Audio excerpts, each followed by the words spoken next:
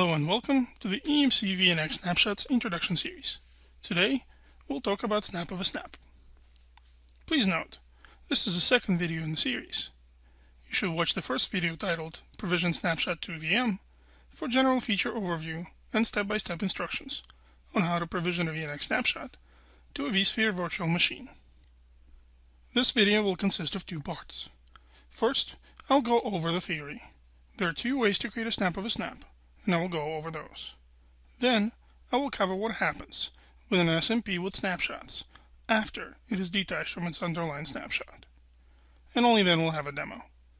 I will show you how to create a copy of an existing unattached snapshot.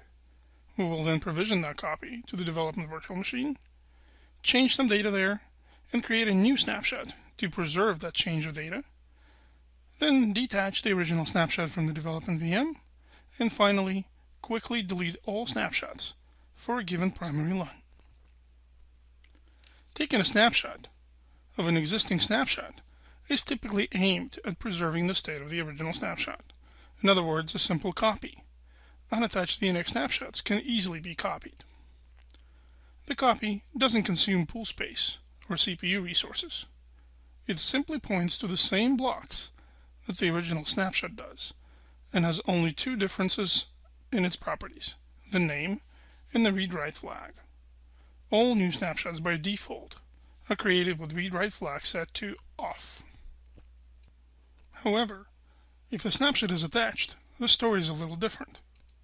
Here, we have a host with a primary LUN, and we can easily create a snapshot. Then, we can attach the snap1 to a snapshot mount point and provision that SMP to host 2.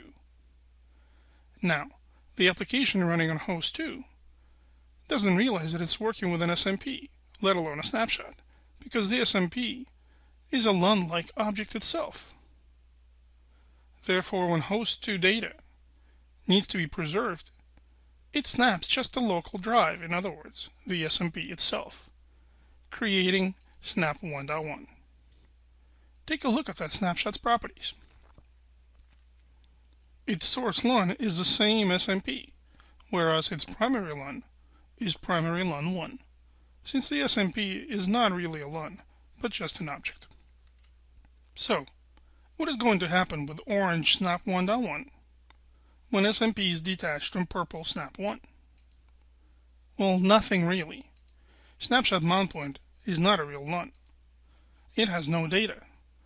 Therefore, snapshots share blocks with primary LUN, and only snap.1's properties change, even though visually we show as if something was moving. Confused yet? Remember that snapshots point to the same data blocks as a primary LUN. When a snapshot is provisioned to a host via attaching it to an SMP, the snapshot still points to the same blocks. If host 2 writes new data, the snapshot begins to change some of its blocks that it points to, but not all. So, when snap.1 is created, it points to the same blocks also, and host 2 may continue to write new data. Snap 1.1, though, remains unchanged. It has not attached to any mount point. When snap 1 is finally detached from SMP, snap 1.1 keeps pointing to the same set. There were no changes, except, of course, the properties of snap.1. But enough theory. Today's demo has a VNX 5700 with VNX operating environment for block, release 5.32, a production server running Windows Server 2008. That's where our primary LUN is attached as drive P. A vSphere 5 with the development virtual machine also running Windows 2K8.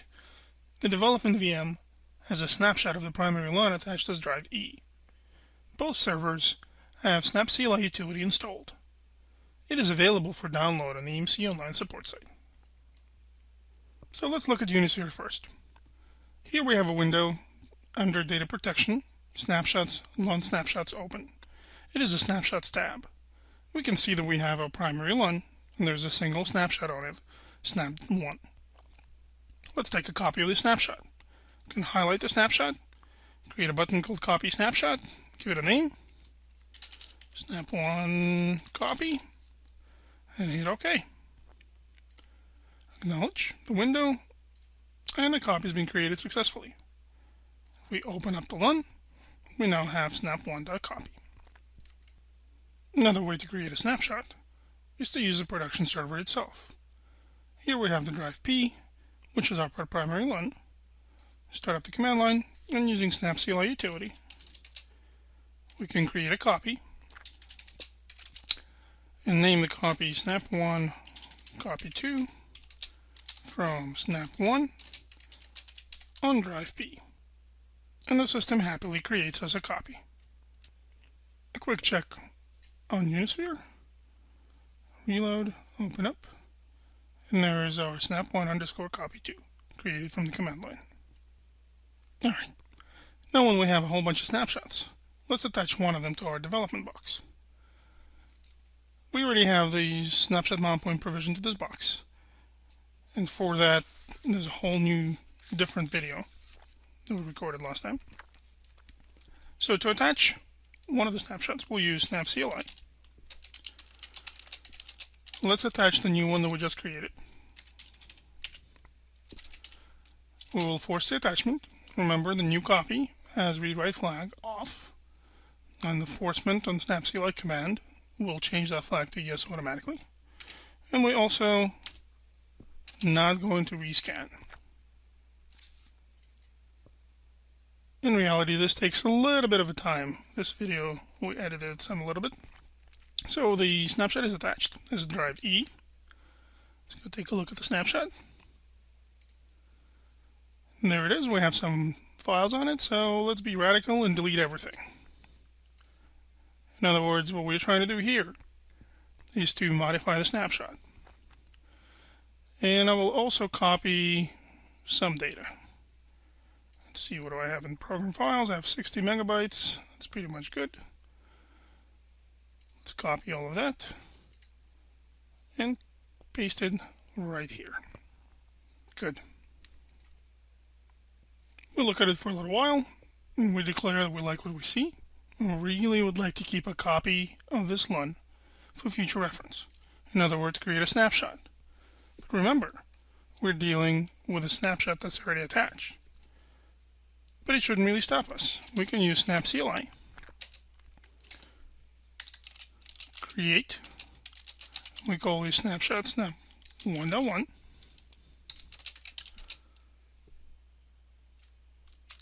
on E drive. And it's working. The system created a snap of a snap. So how does it look in Unisphere? Let's go back in here and refresh the screen. And what do we see? There's now two LUNs shown. We have 3 snapshots in primary LUN. We have one on something called VM-MP. If you remember my previous video, VM-MP is virtual machine mount point. The icon is actually different than the icon of the LUN. And we now show that this mount point has its own snapshot, 1.1. So what's going to happen with snap1.1 if we will detach snap1_copy2 from a mount point VM-MP? If you remember my graphic in the beginning of this video, nothing really. It will become a snapshot of primary LUN. So what should happen is that VM-MP should disappear from the screen and snap1.1 and go to primary LUN. So let's check that. If I click on primary LUN, one thing you should notice is the detach button here on the bottom is disabled. However, if I click on VM-MP, the same button is available. So let's use it. Let's detach VM-MP. Click on detach. The system tells us what we're about to do. And it also says we will retain the mount point for attaching additional snapshots. Generally, it's a good idea to have that check mark on, because we might want to attach a different snapshot to the same mount point.